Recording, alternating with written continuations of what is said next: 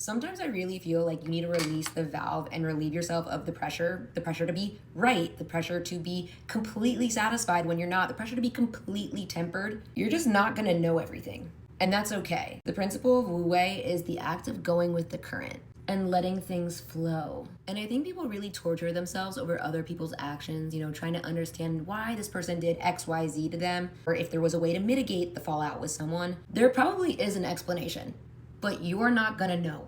And that's okay. People have secrets. Everyone has secrets. Some are bigger than others. Some are better at hiding it. But you can't know what you don't know. And you can't force someone to reveal something that they're determined to conceal. But because you don't know or don't suspect what you don't know, people's behavior can be difficult to explain. And in searching for this explanation, your mind will create a narrative that does not exist. Occam's razor is a heuristic that boils down to the simplest explanation is often the best explanation.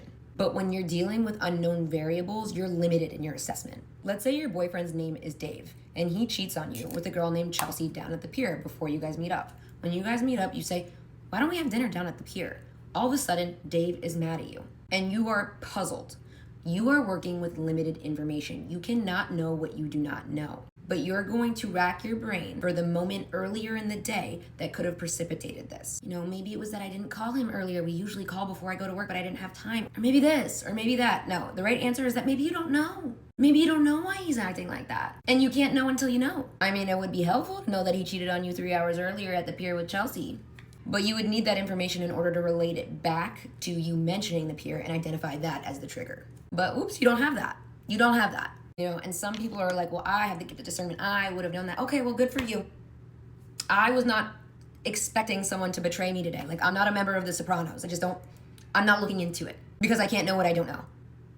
But even still, you don't need the answer. You don't need the truth because you're not always going to be operating with the truth. And people aren't always going to admit the truth to you. But you can still make the right moves without all that because you're not always going to know. And these things don't need to be obvious wrongs. Like, this was a pretty blatant example of disrespect. Maybe that your friend Samantha, you're just starting to become close with her. You don't know her backstory. But before meeting you, Samantha was in bigger groups of people and she felt like the odd man out. So she really just likes to be the lone wolf. But you're getting closer with her and you're inviting her everywhere.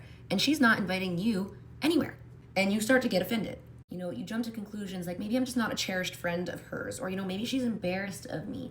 Listen, things very often are not really about you. And these things aren't necessarily for you to know. These things, they hold their guilt, their shame, their embarrassment. They might not be like horrible wrongs or like grave misdeeds or like crazy errors. But one thing is for certain, these things shape the way they behave. You don't know what you don't know, but you can depersonalize your experience of those behaviors. This man yells at you not because you really deserved it, but because his dad yelled at him in a similar way when he was younger. Listen, you have secrets too, and it changes the way you act around people. You need to be okay without the explanation. If someone's behavior makes you uncomfortable, you need to ask yourself, if I never know the reason behind this, am I okay with this behavior? Like, could I live with that? Because that's what you're left with. If you don't like yelling, if you don't like not being invited out by a friend, if you don't like sporadic and sudden changes in mood, then you don't like your experience of these people. It's not for you to terrorize yourself over. It's for you to decide. Everyone has their flaws. Everyone has their secrets, but you're allowed to have your limits. Sometimes people aren't for you to understand. Sometimes behavior is just for you to observe, not internalize. You should take steps away from people that make you uncomfortable and steps towards people that make you comfortable and happy. And eventually that dance becomes easier. And eventually you meet people that their secrets don't make them behave in a way that makes you uncomfortable. The other people weren't bad or good, they just weren't for you. But the principle of Wu Wei is the act of going with the current, letting the right things take you downstream, and relieving yourself of the weight of the things that make you feel like you're fighting against the current. And you can fight tooth and nail to stay upstream. That is your choice. But why would you want that? You're meant to go downstream. And you have no idea what's downstream. Things happen for a reason. And you can allow yourself to feel everything that you feel while also allowing yourself to move downstream. You don't have to know why or what or how to relieve yourself of the pressure to know everything.